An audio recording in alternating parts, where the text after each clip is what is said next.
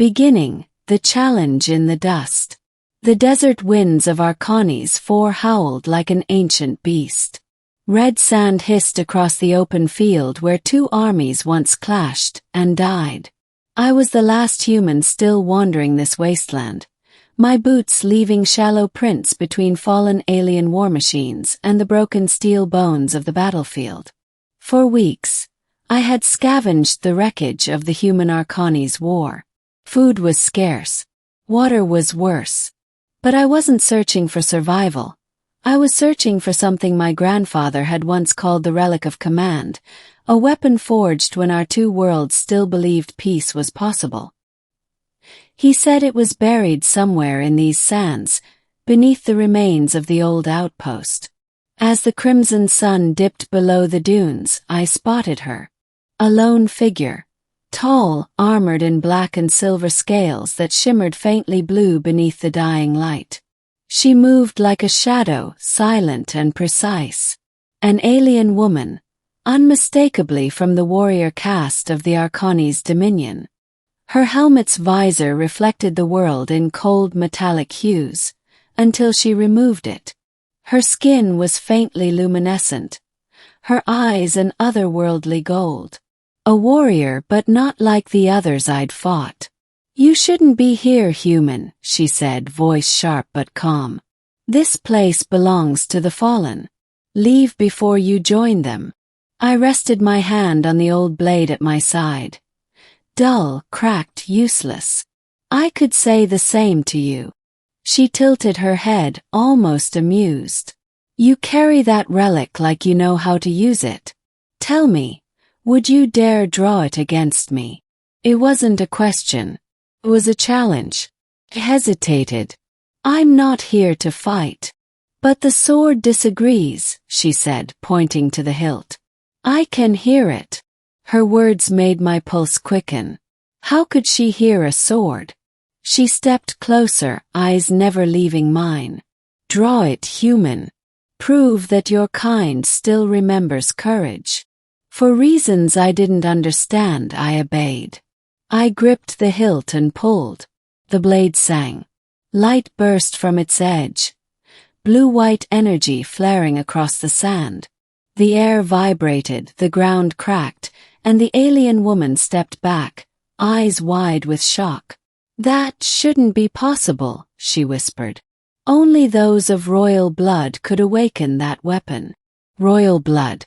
My heart pounded. I looked down at the glowing sword in disbelief. "You mean this thing's alive?" She looked at me, not as an enemy now, but as something else. "You have no idea what you just awakened." The memory in the blade. "We made camp among the wrecks that night." She introduced herself as Kira Valshiri, once commander of the Arkanis vanguard. Her people had believed the relic of command, my sword, was lost with their ancient queen centuries ago. "You shouldn't possess it," Kira said as firelight flickered across her face. "That sword was bonded to the last queen of Arkanis. It was her symbol of unity. How did it end up in human hands?" I told her about my grandfather, how he'd been part of the first contact expedition between our species. He never explained where he found the weapon, only that it was too heavy for war, but too sacred to destroy. Kira's gaze softened. "Your grandfather must have been chosen." I laughed bitterly. "He was a soldier, not some cosmic savior." "The blade disagrees," she said again. "It awakened for you. That means your blood carries a link to the old bond." I studied the sword. Even now, faint streams of light pulsed along the metal, like it was breathing. And deep within it, I thought I heard something. Not a voice, but a memory. Images flickered behind my eyes. A towering palace, twin suns setting over golden spires, and a woman with eyes like Kira's, reaching out her hand. Then the image twisted. Fire, ruin, betrayal. Gasp. Kira's expression turned grave. "You saw it too." What was that?" "The end of my queen's reign." Her sword remembers what her people have forgotten. I looked at her carefully. Then what do you remember? Kira's eyes met mine. Enough to know that war was never meant to happen. But we were deceived, by both sides. The wind howled again, carrying with it the distant echoes of ships long gone. She stared into the fire. The Dominion believed your kind stole our relics. Your leaders believed we planned to enslave humanity. Neither was true. I frowned. Then who wanted the war? Her gaze hardened. The ones who profit from endless conflict. The houses that rose after the Queen's death. I deserted them when I saw the truth. They'd kill me if they knew I still lived. There was silence between us. Thick, heavy, alive with questions neither of us could answer. Then she said softly, "When I challenged you, I didn't expect the sword to respond. It hasn't awakened in 1,000 years. But it did for you." I didn't know whether to feel honored or terrified. The next morning the hunt begins. At dawn, Kira woke me with a warning. "They're coming. My old comrades, the vanguard. They've tracked me here." Before I could ask how, the horizon erupted in blue fire. 3 Arkanis skimmers sliced through the air, leaving trails of plasma. Their engines screamed as they descended, kicking up whirlwinds of sand. Kira drew her twin blades, humming with violet light. "Stay behind me." I raised my glowing sword. No promises. The battle was chaos, blinding flashes, steel against energy. The aliens moved with inhuman speed, their strikes calculated, merciless. But the sword in my hand, it moved for me. Like it knew where to strike, when to parry. Each motion flowed through me like instinct. I wasn't fighting, I was remembering. Kira fought beside me, her movements elegant and brutal all at once. Together, we cut through the sandstorm of blades and fire until silence fell. When the last skimmer crashed into the dunes, Kira turned to me, sweat and dust streaking her glowing skin. "You fight like someone who's done this before."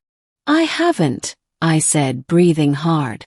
"But the sword, it knew what to do." She looked almost afraid. "Then the bond is real. You're connected to the Queen's legacy, maybe even her bloodline." "That's impossible," I said. "Humans and Arkanis." "Not impossible," she interrupted. "Just forgotten." Her words unsettled me. Could my grandfather's expedition have done more than just find relics? Could he have? Before I could finish the thought, the sword pulsed again. The light brightened until it wasn't light anymore. It was memory. A vision filled the air. The Queen herself, tall and radiant, standing beside a human man in explorer's gear. They were united. Not as enemies but as equals. Kira's eyes widened. "That man, he's human," I whispered, voice trembling. "That's my grandfather." The vision faded, leaving only silence and dust. The revelation, the Queen's promise. Kira looked at me, awe softening her voice. "Your blood carries the Queen's oath. She trusted your ancestor with her relic. With her legacy." I sheathed the sword slowly. "Then what happens now?" Kira glanced at the distant sky, where storm clouds gathered around a single descending ship, enormous, black, bearing the Dominion's crest. "They know," she said quietly. "The High Regent will come for you. That blade means power, the kind that could unite or destroy both our worlds." I met her gaze. "Then we make sure it unites them." She smiled faintly, a warrior's grin mixed with something gentler. "You sound like her."